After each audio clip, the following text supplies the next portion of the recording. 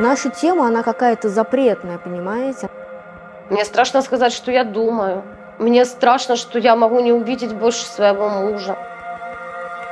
Вы что хотите, всех мужиков там перебить? Я уже устала бояться.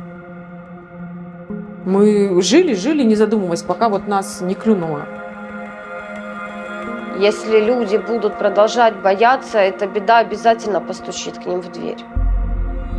С нами будут действовать достаточно жестко, чтобы другим не было повадно. Лодку раскачиваем не мы. У людей когда-нибудь мозги включатся? Они увидят, что это такое или нет?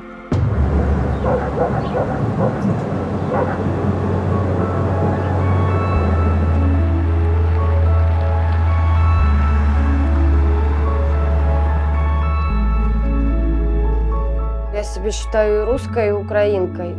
И мне вообще очень тяжело в этом конфликте находиться. Потому что я и на той стороне, скажем так. Но, наверное, больше все-таки украинка и с российским гражданством.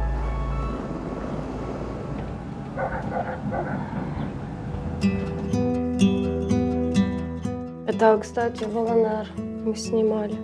Сами родом мы из Украины, выросли мы в Луганской области. И в 2018 году мы переехали в Мурманскую область из-за войны. Я думаю, что если бы я сказала своим родственникам и друзьям о том, что мой муж мобилизован и воюет на стороне ВС РФ, я думаю, от меня бы отвернулись бы. Мы познакомились там, в Украине. У меня уже был ребенок маленький от первого брака. Мы решили завести совместного ребенка. Я забеременела в конце апреля. И в мае началась весна 2014 года.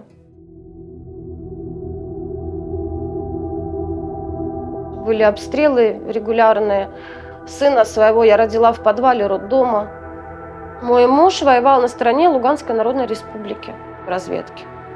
Он приезжал, был с семьей. И спустя год просто все, он забрал свой военный билет, получил расчетные и ушел. В Россию мы решили переехать, потому что невыносимо там уже было жить. Старшая дочка моя уже начинала заикаться. Муж мой шахтер, а здесь компании, рудники. Мы были уверены, что не будет у него проблем с работой, что как только мы сделаем документы, он быстро устроится. Ну, что и произошло. Мы хорошо жили, мы потом смогли купить себе квартиру. Мы не думали, что завтра вот такое может произойти. С февраля 22 года мы вообще все время в страхе живем. Когда моему мужу пришла повестка, он сказал, я не могу спрятаться дома. Он просто волосы на себе рвал. Он не мог. Как это, как забрали туда таких ребят, им еще жить и жить. Еще даже дети не у всех есть. Я плакала. У меня была истерика полная. Мы же, понимаете, законопослушные граждане. Мы же как привыкли, что есть закон, да, его надо выполнять. А то, что по отношению к нам законы не выполняются, это уже другое. Он все равно глубоко был убежден, что их вернут через полгода. Там вообще творится беспредел, человека просто могут убить за то, что я что-то лишнее сказала. Поэтому мне очень страшно, я ни под каким предлогом не хочу называть его имя. Я хочу вернуть свою семью, а не потерять ее окончательно.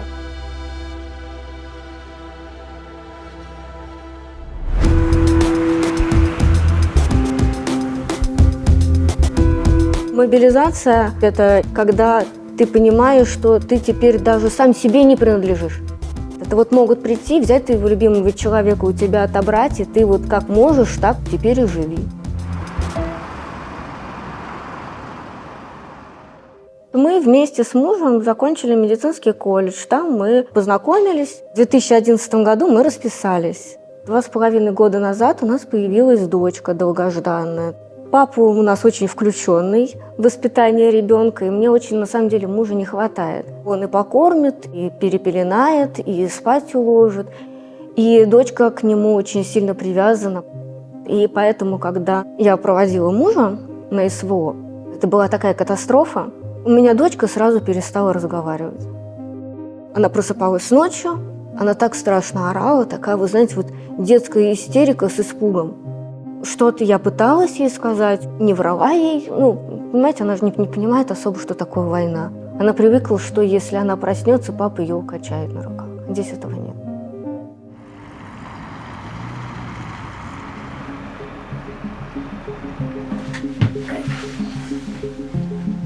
Я младшему ребенку до сих пор не говорю, где отец. Он, конечно, очень страдает. Мы где-нибудь идем по городу, он говорит: мама, а может папа там? Я говорю: сынок, папа на работе. Я ему рассказываю, что папа в командировках.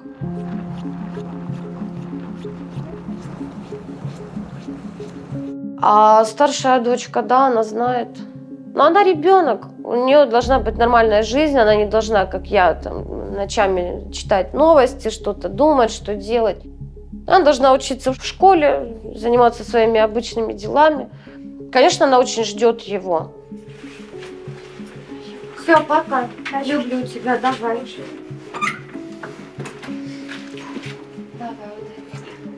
Он в отпуск приезжал. Когда он уехал туда-обратно, я узнала, что жду ребенка.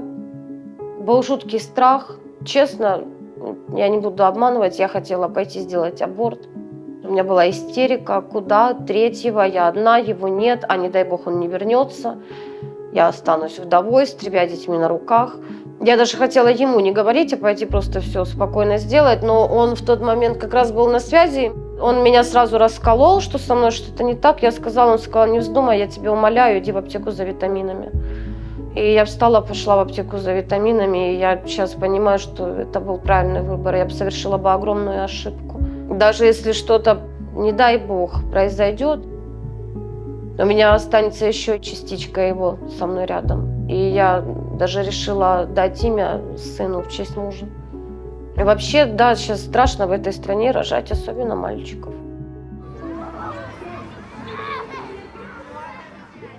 Наши дети растут без отцов. Я выходила замуж не для того, чтобы воспитывать ребенка одна. Я сделала все, чтобы у меня была крепкая семья. Но если я еще до специальной военной операции думала, наверное, надо 2-го ребенка, то я теперь этого делать не буду. А если, не дай бог, у меня мальчик родится? И чтобы вот меня 2-й раз государство вот так вот поставило? Нет, мы все очень поумнели.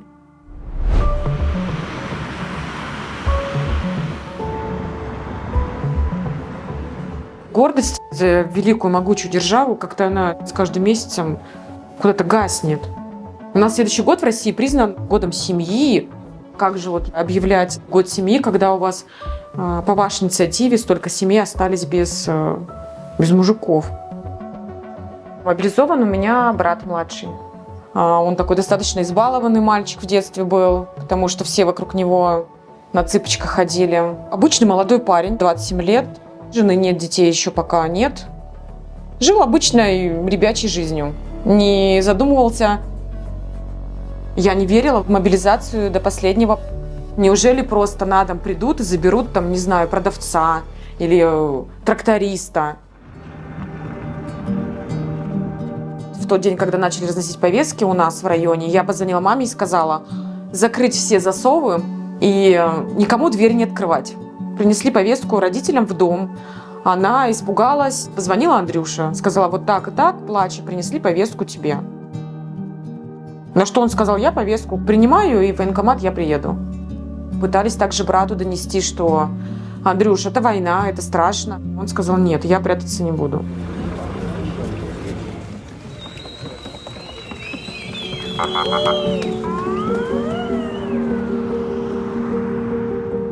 Все медики, они военно обязаны.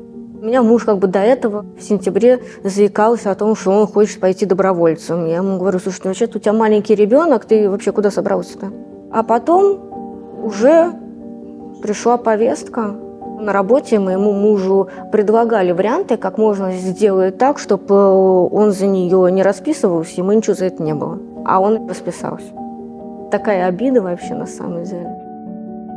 Но те, кто, получается, сбежали из страны, кто-то в Европу, кто-то в Казахстан, с одной стороны, с точки зрения понятия о патриотизме, о долге Родине, это трусы, предатели.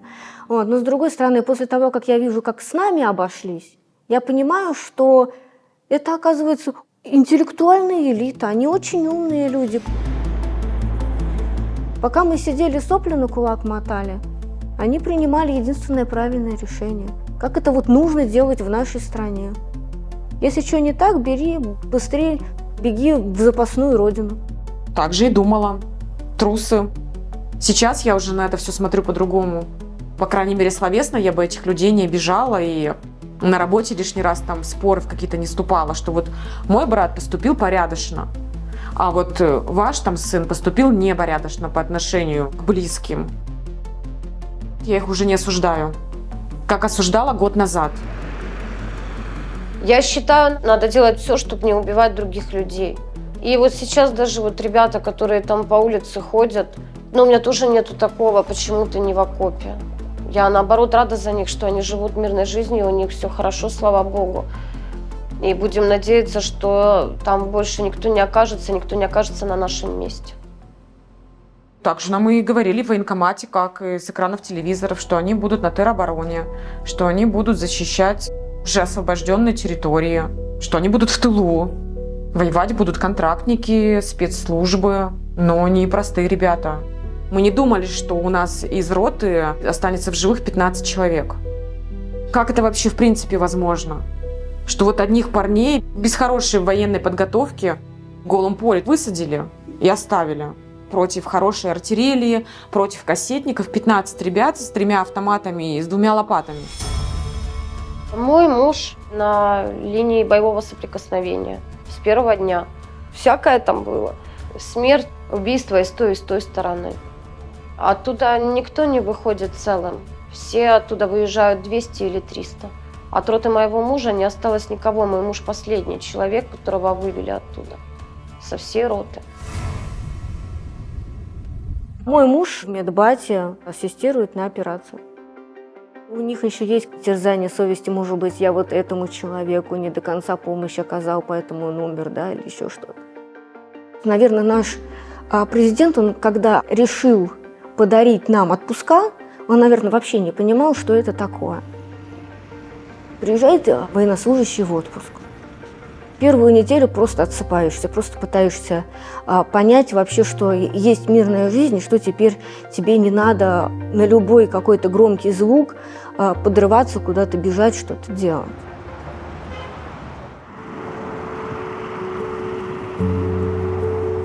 Я, с одной стороны, понимаю, что это тот же человек, но замечала, что появилась излишняя потребность выпить. Я, естественно, отлично понимаю, из-за чего он это делает, потому что никому из мирной жизни не хочется бросать любимую жену и ребенка. И чтобы как-то уснуть, тебя эти мысли не терзали, ты идешь немножечко, выпьешь, ты ложишься спать, чтобы уже об этом не думать. Он был в мае в отпуске, он пришел, у него одна тематика – это война, война, война, война, война.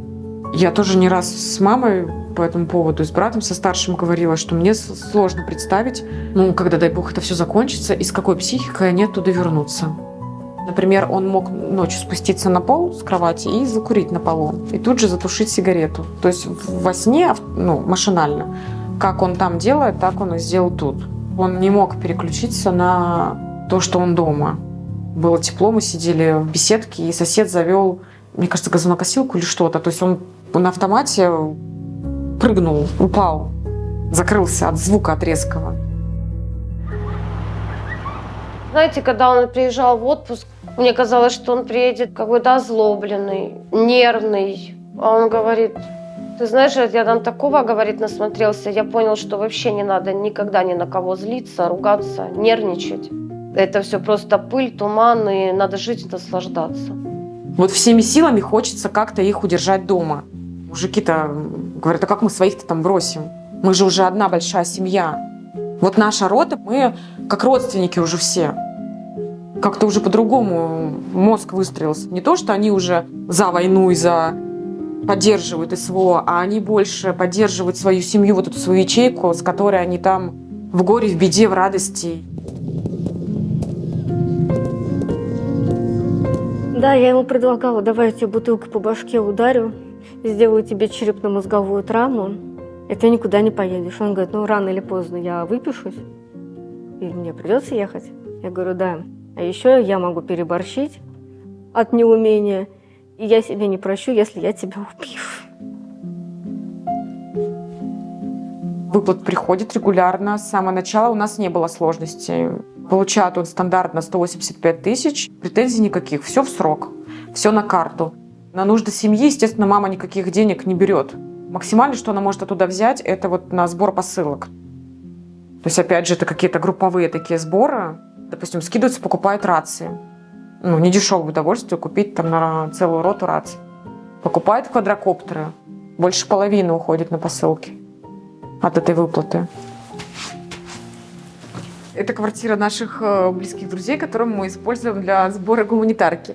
Для нужд наших солдат.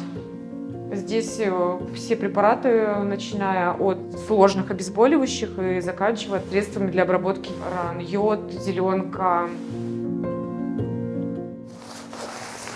Да, Министерство обороны обделяет наших парней, у них ничего нет, все покупается за свой счет. Очень много тратится на одежду, на обмундирование.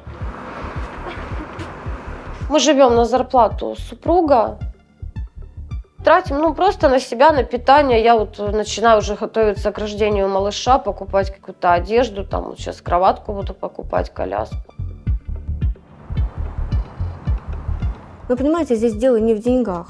Дело в том, что когда я работала, когда муж работал, может быть, у нас поменьше получалось, но это были наши честно заработанные деньги, и нас за них никто не попрекал, как сейчас попрекают семей мобилизованных, типа, а что вы хотите, вам такие деньги платят? А какие деньги? Они также работают, извините, в режиме 24/7. Если поделить и посчитать без выходных и праздников, не такая уж большая сумма получается.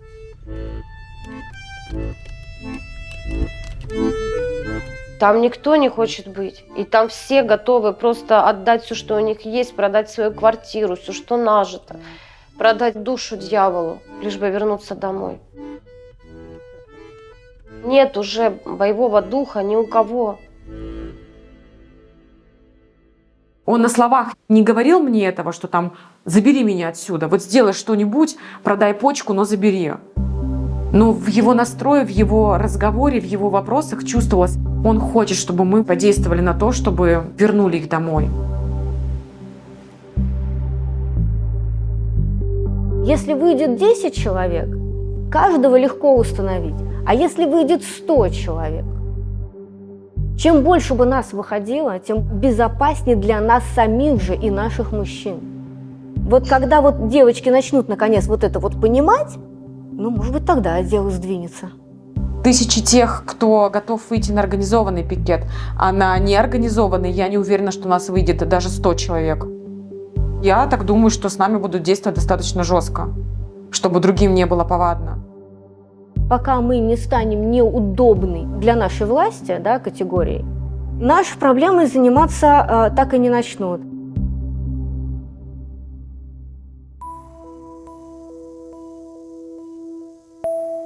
Мы жили, не задумываясь, пока вот нас не клюнуло. А теперь, когда столкнулись, и тысячи вопросов почему, на которые мы не можем ответить, и злость определенная есть, вот эта несправедливость, и чувство какой-то безысходности, что мы ничего сделать не можем, что на нас не обращают внимания, потому что нас либо мало, либо мы права голоса, по их мнению, не имеем. Наша тема, она какая-то запретная, понимаете? Мы не должны вообще рот открывать, мы не имеем на это права. И очень обидно, что народ сейчас нас не поддерживает и называют нас какими-то там агентами Киева, агентами загнивающего Запада. Это неправильная позиция. В один день они все очнутся, этот день настанет, я знаю, и поймут, как они были неправы. Нас много, и будет еще больше. Мы настроены во что бы то ни стало вернуть наших мужчин. Я уже устала бояться. Я не могу присмыкаться. Мне уже это противно. Потому что я не понимаю, сколько еще надо насрать людям, чтобы они наконец-то поняли, что с этим надо что-то делать. Я считаю, что сейчас у нас золотое окно. именно до выборов. И именно сейчас надо что-то сделать. После выборов мы вообще будем никому не интересны, все уже там будет проголосовано как надо. Но хотелось бы хотя бы, чтобы наш Владимир Владимирович в свой кабинет не зашел опять с разгромным счетом, с поддержкой в 70 и 80%. Это уже издевательство просто. Хотелось бы, чтобы он понял, что над народом так и нельзя издеваться. Потому что должна быть сменяемость власти. Сколько в США сменилось президентов? 4 или 5? Поэтому нет. Это как заключить сделку со своей совестью. Я на это не пойду. Вот если в программе будущего президента первым пунктом стояло прекращение спецоперации, не знаю, там каким-либо путем, мирными переговорами и т.д. и т.п., я бы однозначно шла голосовать именно за такого президента. Лодку раскачиваем не мы, женщины, которые просто хотят здоровую семью и вернуть себе мужчину. Лодку раскачивает партия власти. У людей когда-нибудь мозги включатся? Они увидят, что это такое или нет? Когда дают помилование убийцам, каннибалам и насильникам, тут просто разрывается сердце и хочется бить в какие-то колокола и кричать, что вы вообще творите. И когда многие говорят, что, наверное, президент не знает о проблемах мобилизованных, не знает о том, что нет ротаций. Вот после того, как президент помиловал этих людей, я теперь глубоко убеждена в том, что он о проблемах мобилизованных знает. И я очень надеюсь, что он помилует мобилизованных, потому что мобилизованные никого не убивали, они были честными, законно послушными гражданами. Я ни разу не осмелилась задать ему вопрос, убивал ли он лично кого-нибудь. И я сама не знаю, хочу ли я слышать эту информацию. Мне, наверное, тяжело будет услышать от него: да, мне приходилось убивать столько-то там человек, и какие они были, и кто это был. Когда он был дома, я спрашивала. Да, это стрёмный вопрос, но я могу на него абсолютно честно ответить. Конечно, приходилось. Да, мне кажется, все, кто не в тылу, были в такой ситуации, когда либо ты, либо тебя. Вот мне очень хочется на самом деле понять, а какие реально у нас цели по поводу Украины. Денацификация и демилитаризация. Вы что хотите, всех мужиков там перебить? Я вообще не видела в Украине нацистов никогда. Я не знаю, где они были, где они прятались, хотя я была в Киеве, я была в Одессе, я была в Харькове, я была во Львове. И там не было нацистов. Я не знаю, что имеет в виду наша власть, когда говорит о таких целях. Насколько вообще наше вступление на чужую территорию было оправдано? Мы на тот момент все смотрели с каналов 1, 2 НТВ. Потом с каждым месяцем мы такие уже осознания: ребят, да что-то вообще что-то не то. У нашего государства какое-то жуткое человеколюбие, но только по отношению к чужим гражданам.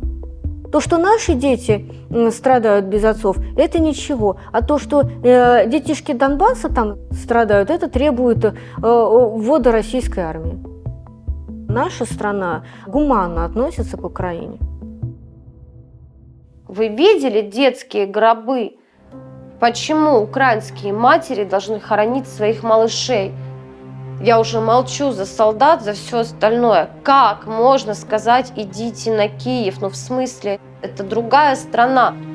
Я как человек, который пережил не один обстрел в своей жизни, я никому, ни одному народу, ни за что не пожелаю это пережить.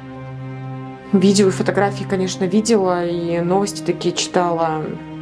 И верю, конечно, что это прилеты с нашей стороны, что они реально существуют. Может быть, не в таких масштабах, как хотят показать, но они в любом случае есть, потому что не бывает войны без жертв и потерь среди мирного населения. Я считаю, что защита русского мира на самом деле была реализация своих политических амбиций.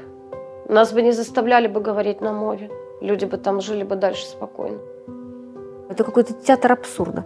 В 21 веке надо было такие вещи решать по-другому. Я против войны вообще в любом ее ракурсе, в любом ее виде. У нас такие в Твери до сих пор, которые вот после чеченской пришли инвалидами, вынуждены вон песни петь у торгового центра, чтобы как-то прожить. Герой-то они где только по бумагам. Герой России, а что он ему дает дальше-то? Ну да, для нас, для родственников он герой. Для государства вряд ли. Вы знаете, такой пустоты я не испытывала за всю свою жизнь. Даже когда я переживала обстрелы, мне не было так страшно, как мне страшно сейчас. Мы должны сделать все, чтобы мы жили в прекрасной стране, в которой живут счастливые люди, а не люди опустошенные, чьи души населены полным ужасом и которые просто не чувствуют себя живыми. Если люди будут продолжать бояться, эта беда обязательно постучит к ним в дверь. Пока мы вот так разбиты на два лагеря, мы так ничего не добьемся, и ужасную страну в таком случае оставим своим детям. Я совершенно уверена в том, что мы сможем осознать ошибки. Они у нас были, я это признаю. И мы сможем жить дальше. Я уверена в этом.